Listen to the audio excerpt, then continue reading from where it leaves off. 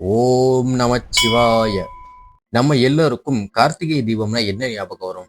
சாயங்காலம் 6 மணிக்கு மலை உச்சியில ஜோதியா தெரிகிற மகா தீபம் தான். லட்சக்கணக்கான பக்தர்கள் அதுக்காகத்தான் காத்துக்கிட்டு இருப்பாங்க. ஆனா அந்த மகா தீபத்துக்கே உயிர் கொடுக்கிற ஒரு ரகசிய பூஜை அன்னைக்கு விடியல் காலை 4 மணிக்கு கோவில் கருவறைக்குள்ள நடக்கும்னு எத்தனை பேருக்கு தெரியும்? அதுதான் பரணி தீபம். சித்தர்கள் என்ன சொல்றாங்க தெரியுமா? சாயங்காலம் பார்க்கிற ஜோதி நம்ம கண்ணுக்கு குளிர்ச்சி. ஆனா காலையில பார்க்கிற பரணி ஜோதி நம்ம ஆன்மாவுக்கே வெளிச்சம். மகா தீபம் மோட்சத்தை குறிக்கக்கூடியது. நம்மளுடைய கர்ம வினைகள் எல்லாம் நீங்கி இந்த பிறவியுடைய முடிவுல எல்லாம் வல்ல அக்னி சுரூபமா இருக்கக்கூடிய அண்ணாமலையராகிய சிவபெருமான் கிட்டேயே கலக்கிறது தான் மகா தீபத்தினுடைய தாத்பரியம். பரணி தீபம்ங்கிறது படைப்பினுடைய ஆரம்பம். இந்த உலகம் ஊழி காலம் முடிஞ்சு, அதாவது உலகம் இதுக்கு முன்னாடி அடைஞ்சிருக்கும் பாத்தீங்களா, அந்த ஊழி காலம் முடிஞ்சு பிரம்மதேவன் இந்த படைப்பை சிருஷ்டியை ஆரம்பிக்கும் போது ஏத்தின விளக்கு தான் பரணி தீபம். இந்த 2025 கார்த்திகை தீப திருநாள்ல டிசம்பர் 3ஆம் தேதி கோவிலுக்கு போக முடியாதவங்க இந்த பரணி தீப அதிர்வலைகளை அப்படியே உங்க வீட்டுக்கு கொண்டு வருவது எப்படி? இதை மட்டும் செஞ்சீங்கன்னா குடும்பத்துல சண்டை சச்சரவுங்கிற வார்த்தைக்கே இடம் இருக்காது. வாங்க பார்க்கலாம். முதல்ல பரணி தீபம்னா என்னன்னு புரிஞ்சுப்போம். இது சும்மா விளக்கேத்துற விஷயம் இல்ல. இந்த பிரபஞ்சம் எப்படி உருவானதுங்கிற பெரிய ரகசியம் இதுல இருக்கு. டிசம்பர் 3 அதிகாலை 4 மணிக்கு பிரம்ம முகூர்த்தத்துல திருவண்ணாமலை கோவில் கருவறைக்கு முன்னாடி சிவாச்சாரியர்கள் வேத மந்திரங்களை முழங்குவாங்க. அப்ப கருவறையில இருக்கிற சிவபெருமான் கிட்ட இருந்து கற்பூர ஆரத்தி மூலமா நெருப்பை எடுப்பாங்க. இங்கேதான் அந்த அதிசயம் நடக்கும். அந்த ஒரு நெருப்பை வச்சு வரிசையா வைக்கப்பட்டிருக்கிற 5 பெரிய அகல் விளக்குகளை ஏத்துவாங்க. ஏன் 5 விளக்குன்னு கேக்குறீங்களா? 5மே பஞ்சபூதங்களாகிய நிலம், நீர், நெருப்பு, காற்று, ஆகாயம் ஆகிய 5 பூதங்களை குறிக்கக்கூடியதா இருக்கும். முதல்ல இந்த 5 விளக்கும் தனித்தனியா எரியும். அதாவது கடவுள் இந்த உலகத்தை பஞ்சபூதங்களா படைச்சாருன்னு அர்த்தம். கொஞ்ச நேரத்துல அந்த 5 விளக்கையும் ஒன்னாக்கி ஒரே தீபமா காட்டுவாங்க.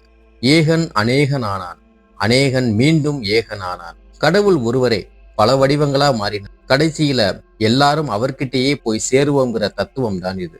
இதை தரிசிக்கிறவங்களுக்கு மறுபிறவி கிடையாது அப்படிங்கிறது சித்தர்களுடைய வாக்கு. சரி, கோவில்ல நடக்கிறது இருக்கட்டும், இதை நம்ம வீட்டுல எப்படி பண்ணலாம் அப்படிங்கிறத பார்க்கலாம். இந்த வருடம் பரணி நட்சத்திரம் அப்படிங்கிறது பாத்தீங்கன்னா டிசம்பர் 2ஆம் தேதி சாயங்காலம் 6:23 இருந்து 3ஆம் தேதி சாயங்காலம் 4:45 வரைக்கும் பரணி நட்சத்திரம் இருக்கு. இந்த காலகட்டத்துல இந்த பரணி நட்சத்திரத்துல சாயங்காலம் ஏத்துற பரணி தீபம் உங்களுக்கு அளப்பரிய பலன்களை கொடுக்கும். மகா தீபம் உங்களுக்கு செல்வத்தை, ஆனா பரணி தீபம் குடும்ப ஒற்றுமையை கொடுக்கும். இந்த தீபத்தை ஏத்துறவரால ஏற்படக்கூடிய நன்மைகள் என்னங்கிறத ஃபர்ஸ்ட் பார்க்கலாம்.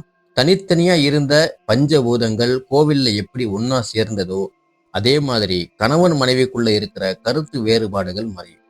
அண்ணன் தம்பி பாக பிரிவினைகள், சண்டைகள், முக்கியமா படிக்கிற குழந்தைகளுக்கு ஞாபக சக்தி கூடும். ஏன்னா இது படைப்பு கடவுளான பிரம்மதேவனால ஏற்றப்படுறதா ஒரு ஐதீகம் உண்டு. அதனால இது ஞானத்தை தர்ற விளக்காகவும் இந்த பரணி தீபம் இருக்கும்.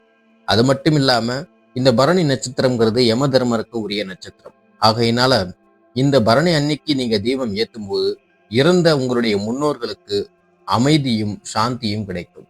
அதே போல பல வருடங்களாக எந்த ஒரு திதி தர்ப்பணம் கொடுக்காதவங்களுக்கு கூட இந்த பரணி தீபம் ஏத்துறது மூலமா அன்னைக்கு மேலுலகத்துல வாழக்கூடிய உங்களுடைய முன்னோர்களுக்கு சாந்தியும் அமைதியும் அடுத்தடுத்த படிநிலைகள் செல்லக்கூடிய அருள் கடவுளால் அவர்களுக்கு கொடுக்கப்படும்.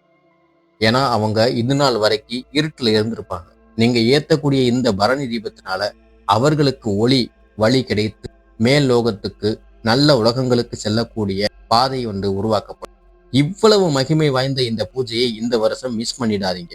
இதை எப்படி முறைப்படி செய்யணுங்கிறத இப்ப பார்க்கலாம். டிசம்பர் 2ஆம் தேதி செவ்வாய்க்கிழமை மாலை 6:30க்கு இந்த பரணி தீபத்தை நீங்கள் வீட்டில் ஏற்றலாம். தேவையான பொருள்கள் என்னன்னு பார்த்தீங்கன்னா, ஒரு தாம்பூல தட்டு அல்லது ஒரு பலகை. 2வது 5 மண் அகல் விளக்குகள். பித்தளை வேண்டாம், மண் விளக்கு தான் இதுக்கு ரொம்ப விசேஷம்.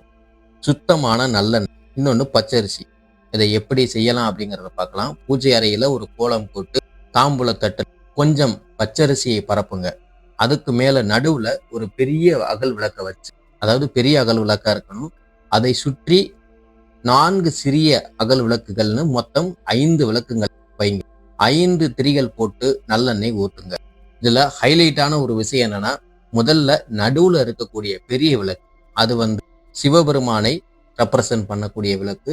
அதனால சிவபெருமானுடைய அக்னி சுரூப வடிவமா இருக்கக்கூடிய அந்த பெரிய விளக்குல தீபம் ஏத்துங்க.